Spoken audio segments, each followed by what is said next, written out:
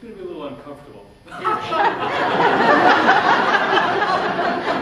know, when a doctor says it might hurt a little bit, you know what that means. They're going to give you a needle through the eye. Or something. So they didn't go through the eye. Instead, they ground a hole in my skull right here. And I had subdurals, and that's when they found it. And I had a little tumor in my occipital lobe, and they said all they have to do is go in, take it out. But they do other things, like they have to explain the risks. There's a 10% chance you could die. And I didn't even listen to all that. I just said, I just wanted to stop. And I went in, had the surgery, fine. And I stopped. I haven't had a complex partial seizure since 1996.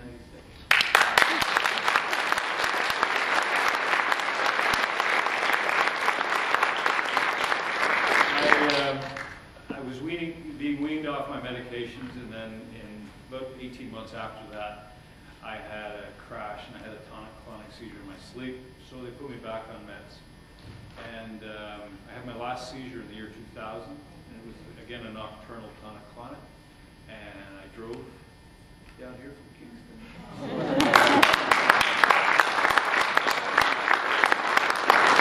The whole thing about Mr. Epilepsy is, and my family gets a real kick out of it, because my doctor recommended that I go see Epilepsy Kingston because they could give me the support. And I don't know if any of you have ever tapped into the resources of the London Support Center or the Epilepsy Association or whatever in your area, but you don't live through epilepsy without your agency. And I'm saying that for a number of reasons. First of all, I went to Epilepsy Kingston, and I go there for support. Of course, I go when I get on the board, you know. And I went through this whole thing, and I got involved, and then when I was better, I was on the board of directors, and I thought, well, I have to hire a new executive director for Epilepsy Kingston. So I resigned the board and I applied for the job. So I've been working at Epilepsy Kingston for 5 years.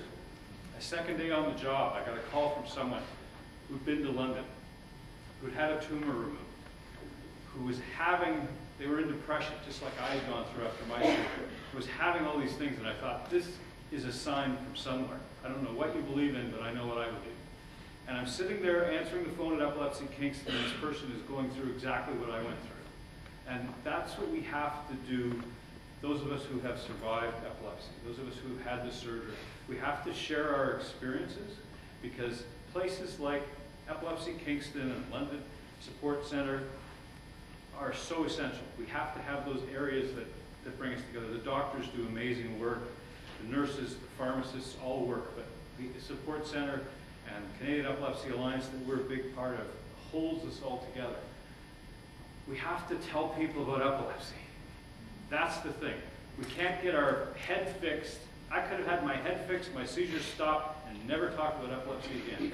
And instead, I've taken a step forward.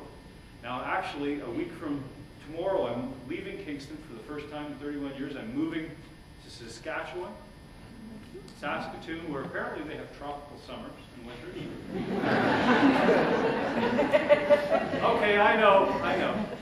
But I'm moving out there, and I've already met the board of Epilepsy Saskatoon, and they've invited me to join the board of directors because I want to keep working for epilepsy in Canada.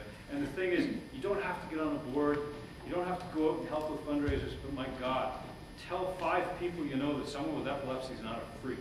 Tell them they're a normal person who can be cured or normal. And that's what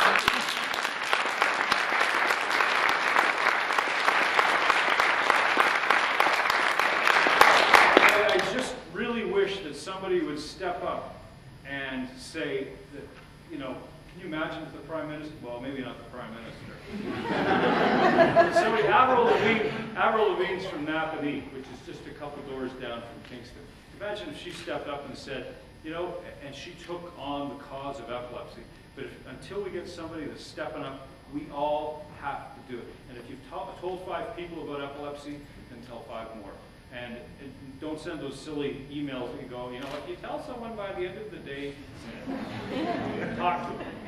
You know, go out and when epilepsy, London's got something going on, sorry, the London Support Center has something going on, stop, pick up brochures, give them to people you know, because our lives are in our own hands. We have to take charge, and that's how we're going to make a difference for epilepsy.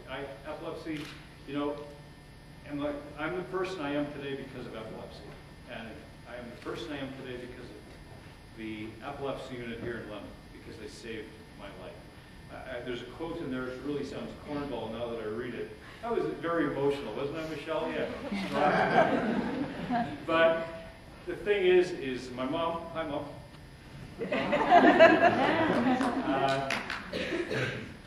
My mom gave me life, but the support center gave me my life back.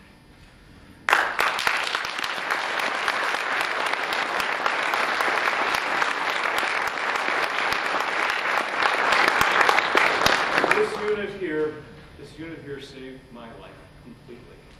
And I wouldn't be standing here today. I take my message all through Kingston. I'm on the United Way Board of Directors. I do the Speakers Bureau when we do our drives, and I talk to everybody about epilepsy, and I talk to everybody. But you got to realize we are saving. We may not be cancer, we may not be heart, but we're saving lives. Because, and I see people nodding. You guys have epilepsy. You know what it's like. You've been through it. So we just have to make sure everybody else knows. Thank you, and God bless.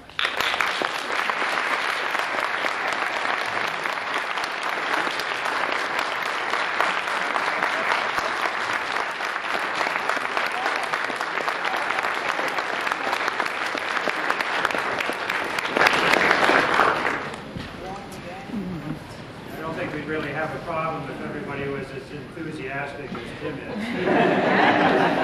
is.